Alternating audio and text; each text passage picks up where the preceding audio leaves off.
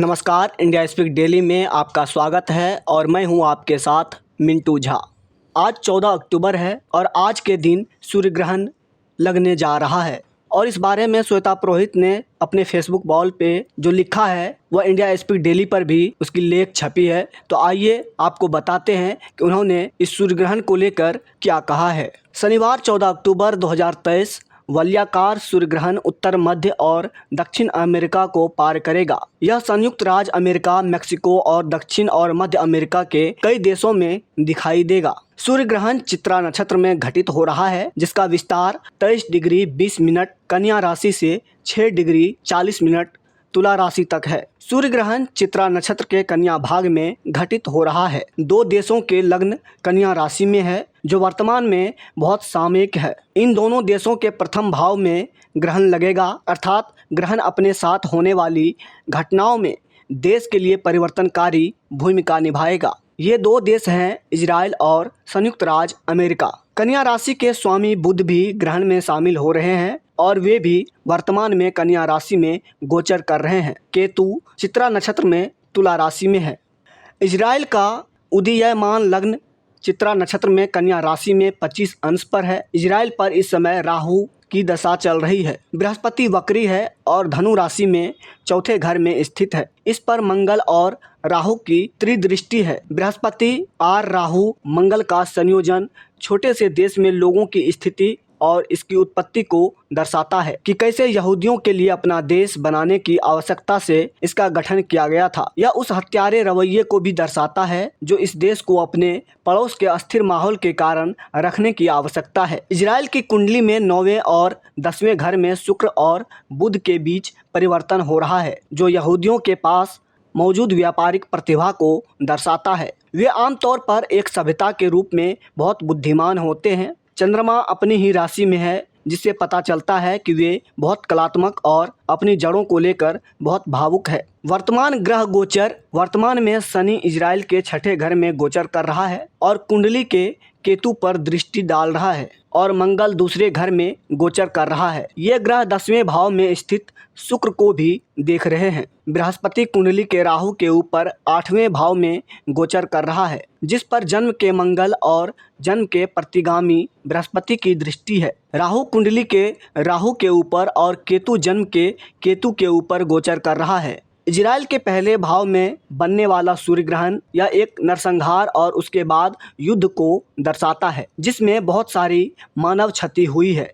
इसके अलावा इजराइल के लग्न में सूर्य ग्रहण लग रहा है। इजराइल और उसके आसपास के इस्लामिक देशों के बीच मौजूदा युद्ध से यह स्पष्ट है, इजराइल डटकर मुकाबला कर रहा है और मुंहतोड़ जवाब भी दे रहा है। वहीं संयुक्त राज्य अमेरिका में भी इस ग्रहण का प्रभाव देखने को मिल रहा है। अमेरिका का लग्न कन्या राशि में है और चित्रा में 24 अंश पर शनि है। 22 अक्टूबर अमेरिका के लिए अच्छा नहीं है। अमेरिका को धन और जीवन का युद्ध से और प्राकृतिक आपदाओं के कारण भारी नुकसान हो सकता है। वर्तमान में शनि 6वें भाव में कुंडली के चंद्रमा पर गोचर कर रहा है। केतु दूसरे भाव में गोचर कर रहा है और कुंडली के मंगल, शुक्र, बृहस्पति, सूर्य और चंद्रमा पर दृष्टि डाल रहा है। इससे अमेरिका में लोगों, सरकार, न्यायपालिका, बैंकों और व्यवसायों को परेशानी होगी। यह अमेरिका को युद्ध की ओर धकेल देगा या देश में नागरिक दंगे करा देगा। अमेरिका में आतंकवाद बढ़ेगा। इससे अमेरिका में किसी राजनेता की हत्या हो सकती है या तूफान, चक्रवात, बाढ़, भूकंप या सुनामी जैसी प्राकृतिक आपदा ला सकती है। अमेरिका में जमीन, हवाई या जल दुर्घटनाएं देखी जा सकती है। आपको बता दें कि यह ग्रहण पश्चिमी अफ्रीका, उत्तरी अमेरिका, दक्षिणी अमेरिका, अटलांटिक और आर्कटिक जैसे देशों में देखा जा सकेगा। साल का अंतिम सूर्य ग्रहण वलयाकार होगा। यह ग्रहण टेक्सास से शुरू होकर मेक्सिको के साथ ही मध्य अमेरिका, कोलंबिया और ब्राज़ील के कुछ हिस्सों से होकर गुजरता हुआ अलास्का और अर्जेंटीना में ही दिखाई देगा। भारत में यह ग्रहण दिखाई नहीं देगा, लेकिन इसे आप ऑनलाइन लाइव देख सकते हैं। वर्चुअल टेलीस्कोप प्रोजेक्ट के जरिए आप इस ग्रहण को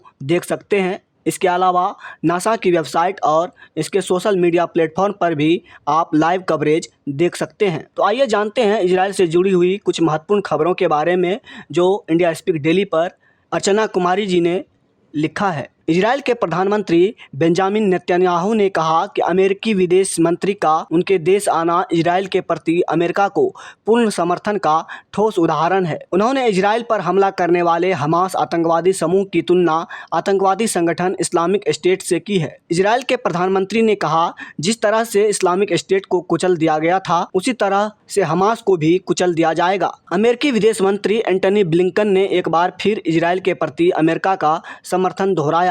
उन्होंने कहा, मैं अपने साथ यह संदेश लेकर आया हूं कि आप स्वयं इतने ताकतवर हो सकते हैं कि अपनी रक्षा स्वयं कर सकते हैं, लेकिन जब तक अमेरिका है आपको इसकी जरूरत नहीं पड़ेगी। वो बोले, अभी यहाँ हूँ, कहीं और नहीं जा रहा।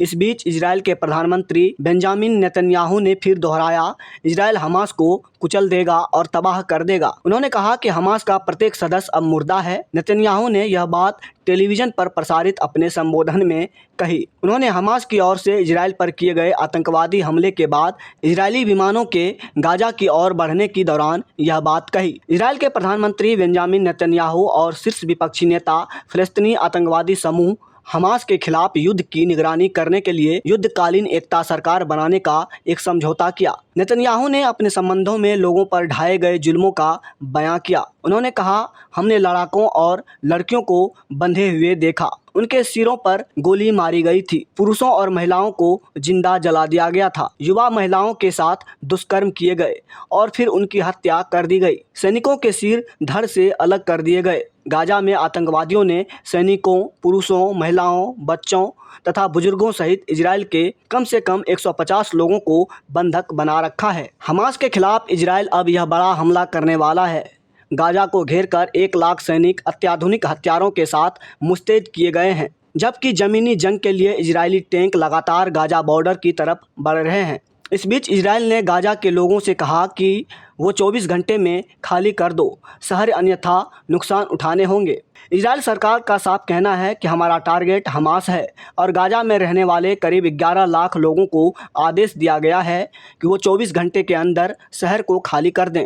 इजराइल ने हमास के आतंकवादियों को मिट्टी में मिलाने की कसम खा चुका है। शायद अब इजराइल वही करने जा रहा है। वैसे तो हमास आतंकवादियों के हमलों का जवाब देते हुए अभी भी रॉकेट दाग रहा है, लेकिन उसकी इतनी औकात नहीं कि वो इजराइल से आमने सामने की जंग हुई तो उसमें ज़्यादा देर टिक पाए। अब तक इजराइल हमास के गाजा के दर्जनों ठिकानों को मलबे में बदल चुका है, लेकिन इस बार इजराइल शायद पूरे गाजा शहर को ही मिट्टी के ढेर में बदलने की तैयारी में है। इजराइल के सैन्य आदेशों में लोगों से कहा गया है कि गाजा से निकासी आपकी अपनी सुरक्षा के लिए है और आप सुरक्षित इलाके में जाओ। इजराइल ने इस बारे में संयुक्त राष्ट्र को भी जानकारी दी है। संयुक्त राष्ट्र के एक प्रवक्ता ने भी इसकी पुष्टि की है। इजराइल डिफेंस फोर्स के प्रवक्ता जोनाथन कॉन्ड्रिकस ने फिर से इसे दोहराया और कहा कि गाजा के नागरिक उसके दुश्मन नहीं है, वो उन्हें निशाना नहीं बनाना चाहते, जैसा हमास ने इजरायली के साथ किया। यही तो हम में अंतर है। इजराइल डिफेंस फोर्स ने कहा, हम उन्हें खाली करने के लिए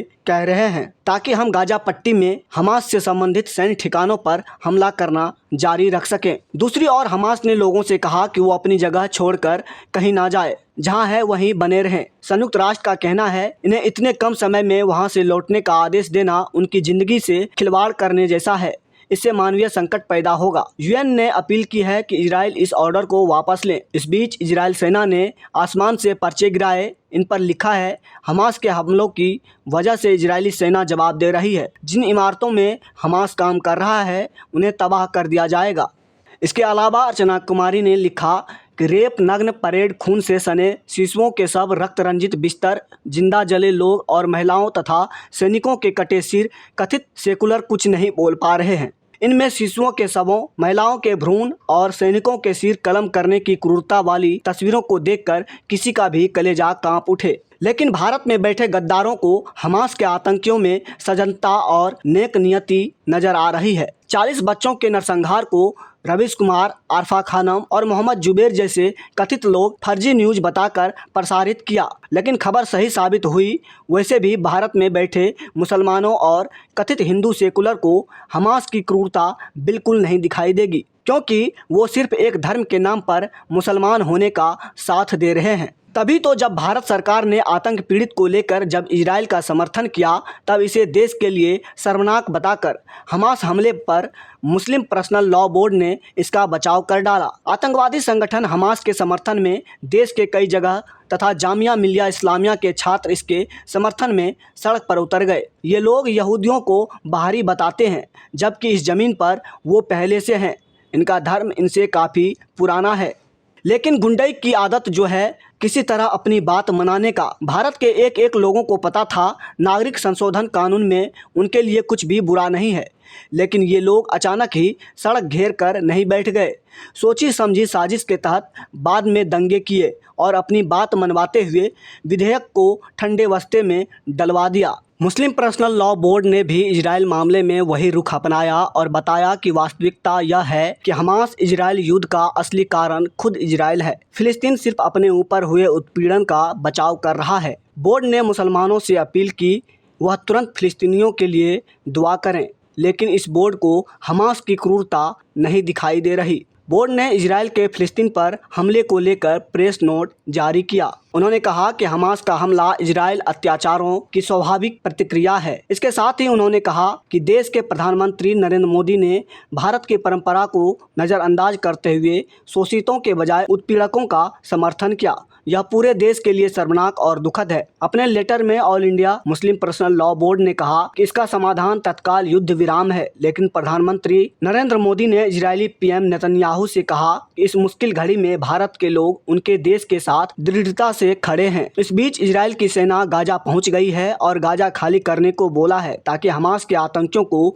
जहन्नम भेजा जा सके। इस पर ईरान के विदेश मंत्री ने कहा, इजराइल ने बमबारी नहीं रोकी तो और भी मोर्चे खुलेंगे, हिजबुल्लाह को मैदान में उतार देंगे, लेकिन इससे इजराइल का हौसला पस्त नहीं है और खुलकर पश्चिमी देश उसका समर्थन कर रहे हैं। उसके समर्थन में ब्रिटेन और जर्मनी भी फिलिस्तीनी झंडे लहराने पर प्रतिबंध लगा दिया है। फिलिस्तीन का झंडा फहराते दिखे तो कार्रवाई का दावा किया गया। चारों तरफ से घिरता देख ईरान ने सभी मुस्लिम देशों से एकजुट होकर लड़ने को कहा और इसका विरोध करने का अनुरोध किया है, लेकिन इजराइल इनके समर्थक सीरिया पर भी हमला किया है। बताया जाता है इजराइल ने दमिश्क और अलेप्पो के अंतर्राष्ट्रीय एयरपोर्ट पर रॉकेट दागे, क्योंकि सीरिया लगातार हमास और फिलिस्तीन का साथ दे रहा था। एक बार फिर इजरायली पीएम ने कहा कि दुनिया हमें नैतिकता का पाठ ना पढ़ाए। अपहृतों के लौटने तक गाजा में नहीं देंगे बिजली पानी और हमास के आतंकी को मार गिराएंगे। इन सब के बीच भारत के लिए अच्छी खबर है। अर्चना कुमारी ने लिखा है कि ऑपरेशन अजय शुरू हो गया है। इजराइल में फंसे भारतीयों को निकालने के लिए भारत सरकार ऑपरेशन अजय प्रारंभ किया है। इजराइल के तेल अवीव एयरपोर्ट से 212 भारतीयों को लेकर पहला चार्टर्ड विमान शुक्रवार सुबह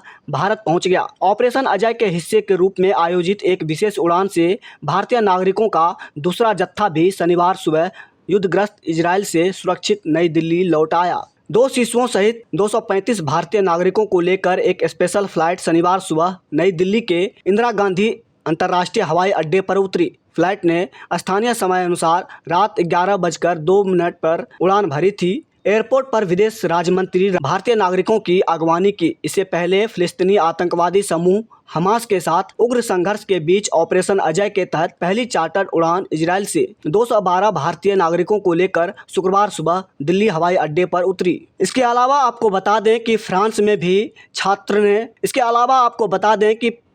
भी कुछ छात्र ने अल्लाहू अकबर बोलकर टीचर को चाकू से मारकर हत्या कर दी। छात्र की उम्र 20 साल है। हमले में 2 अन्य भी घायल हुए हैं। फ्रांस के राष्ट्रपति ने इसे आतंकवादी हमला करार दिया। अभी के लिए फ़िलहाल इतना ही। तो इसी तरह की महत्वपूर्ण जानकारी के लिए बने रहिए इंडिया स्पीक डेली के साथ। धन्यवाद।